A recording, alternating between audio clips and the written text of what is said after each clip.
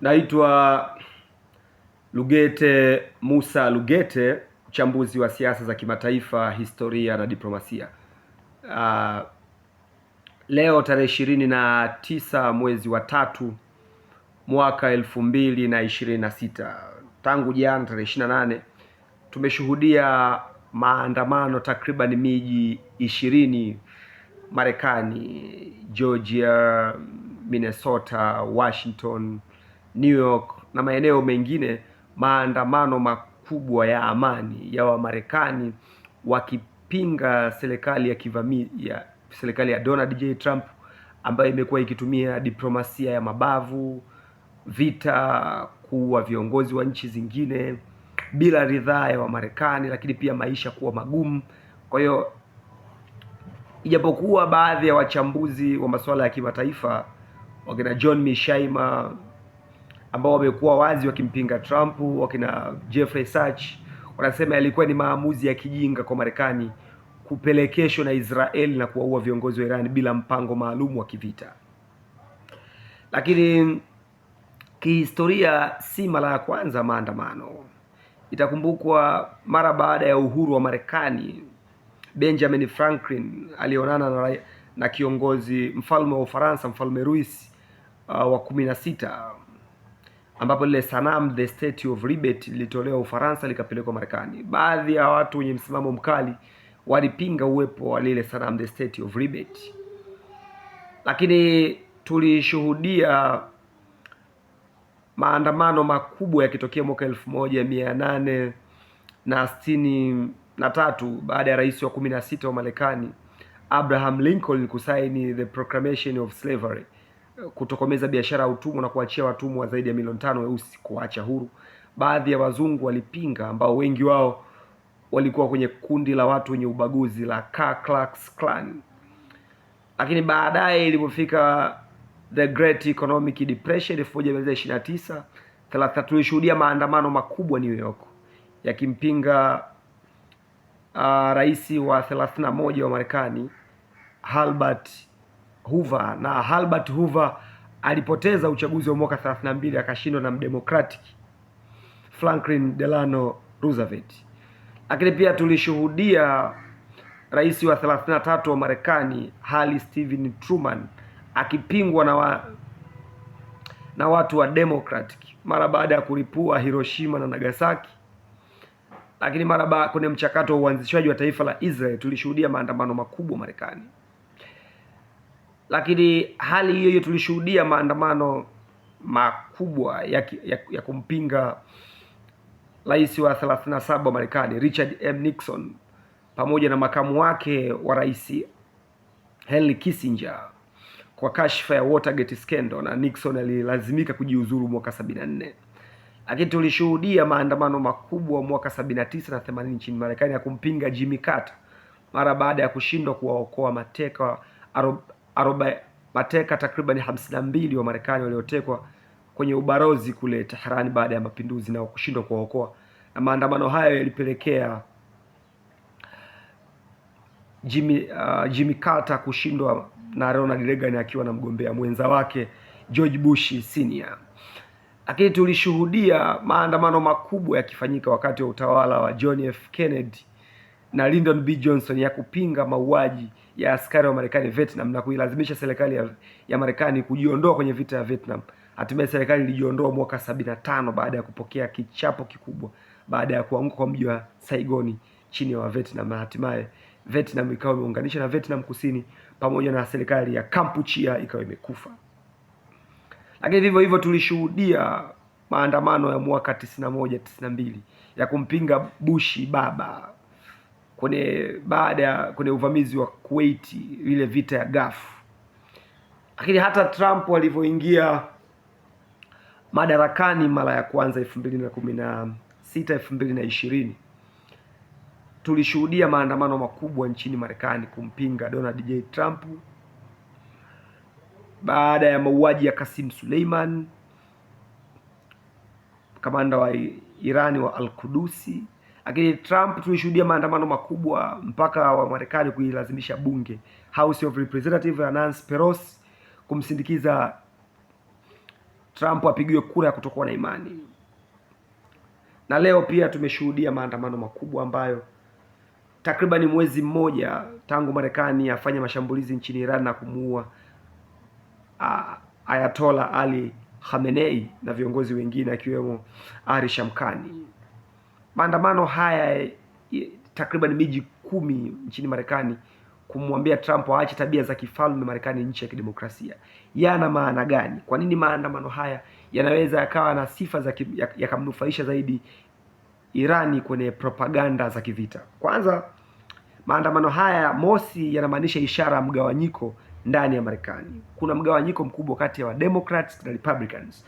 Democrats wanaamini kwamba vita hii Trump alikurupuka kuishambulia Irani akijua kama hawezi kupata ushindi. Lakini Democrats wanaamini kwamba serikali ya Trump imeshikwa masikio na Israel, wanafanya kazi kwa ajili ya Israel, kwa maana ya kwamba wale wanaomzunguka Trump kina Jared Kushner, Steve Charles, Witkoff, Mark Rubio, Pete Hegseth pamoja na makamu wa rais James Vance hawana busara ya kutosha na hawajakomaa kwenye masuala ya ulinzi na usalama. Wamekuwa ni watu ambao wanaendeshwa kwa mihemko, yani spontaneous system, mfumo na itikadi za mihemko. Kwa hiyo kuna mgawanyiko kati ya Democrats na Republican. Democrats hawakubaliani na hii vita. Wanasema marais takriban 6 wa Marekani hawakuwahi kuja na azimio la kuivamia Irani zaidi ya kuiwekea vikwazo ili kuinyongonesha kiuchumi. Kutoka Jimmy Carter, Ronald Reagan, Bush baba,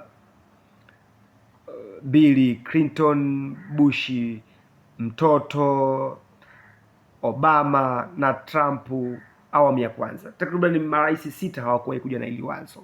Kwa hiyo yanaleta mgawanyiko, lakini Wamarekani wengi hawakubaliani na vita nchini Irani kwa sababu wanaijua nguvu ya Irani. Lakini pia serikali ya Trump imekaa kimya kuhusu mauaji ya halaiki ya kimbali Gaza, lakini mauaji yanayofanyika Lebanoni, vikosi vya Israeli kuishambulia Syria na maeneo na tafrani Mashariki ya Kati.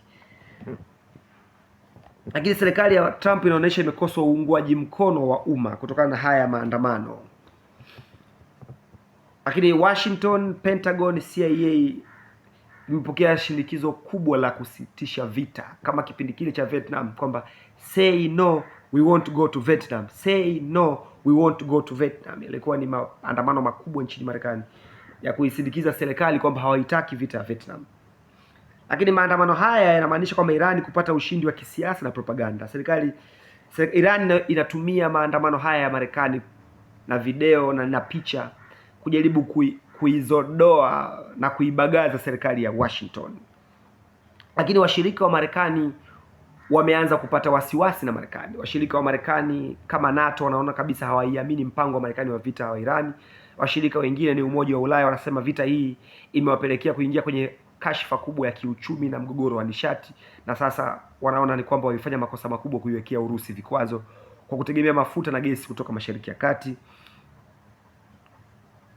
Lakini pia washirika wa Marekani kutoka Mashariki ya Kati kama Israel, Saudi Arabia, Qatar, Bahrain, Jordan, Iraki, Umoja wa Falme za Kiarabu, Kuwait, wanaona kabisa kumtegemea Marekani ni kukaribisha kifo mezani, kwa sababu mifumo ya ulinzi ambayo Marekani ameifunga Mashariki ya Kati kwa marafiki zake imeshindwa kuzuia makombora ya Irani. Makombora ya Irani yanaingia Israeli, yanaingia Saudi Arabia, Qatar, Jordan na maeneo mengine. Lakini vita hii itaifanya Washington, serikali ya Donald J. Trump, Pentagon, CIA kubadilisha mbinu za kivita, labda kwenda kwenye madiplomasia, mazungumzo, au kutafuta shambulio la haraka litakaloifanya Irani isalimu amri. Na hicho kitu ni 50-50. Inaonyesha Wairani ni wavumilivu na wastahimilivu wa kivita, lakini wameshikamana sana. Ndio maana imekuwa ngumu kuwatumia Wakurdi na Waazeri ili wawasaidie kwa ajili ya vikosi vya majeshi ya ardhini. Lakini taarifa za kiintelijensia zinadai kwamba waziri wa mambo ya nje wa Uturuki Bwana Hakan Fidan, ambaye ni mmoja kati ya watu wa karibu wa rais wa Turuki Recep Tayyip Erdogan, inasemekana kwamba Hakan Fidan ambaye ana asili ya Ukurdi, wazazi wake, mama yake ana asili ni Mkurdi, amewashauri viongozi wa Kikurdi kutoka Irani, kutoka Iraki, kutoka Syria, kutoka Uturuki, kutoka Pakistani, kutoka Afghanistan, Kazakhstan na maeneo mengine wasikubali kutumika kama mamluki kuwasaidia Wamarekani kuingia Irani, kwa sababu hii vita imeleta fitna kubwa kwenye ulimwengu wa Kiislamu. Lakini wasiwasi wa vita kuenea maeneo mbalimbali, tumeona wanamgambo wa Houthi wametangaza kuingia vita na Israeli na wametishia kuufunga mlango bahari wa Bab el-Mandeb ambao unaungana na mlango bahari wa Suez na mfereji wa Suez kwenye kusafirisha bidhaa mbalimbali Afrika na Ulaya. Kwa hiyo inaweza kuwa hatari zaidi kiuchumi. Lakini tumeona wanamgambo wa Hezbollah kutoka Lebanon na wenyewe wameishambulia Israeli, lakini huwezi kujua, inawezekana pia wanamgambo wa Hamas na wale Palestine Jihadi Group na wenyewe wakaingia. Bado kuna uwezekano mkubwa wanamgambo wa PMF, Popular Movement Forces, ambao ni Katabu Imam Ali, wanamgambo wa Kishia kutoka Iraki wakiongozwa na Grand Ayatollah Ali Sistani kuingia vitani. Kwa hiyo msambao wa vita unakuwa ni mkubwa, na washirika wa Marekani Mashariki ya Kati kama Saudi Arabia na Umoja wa Falme za Kiarabu wamepata wasiwasi mkubwa.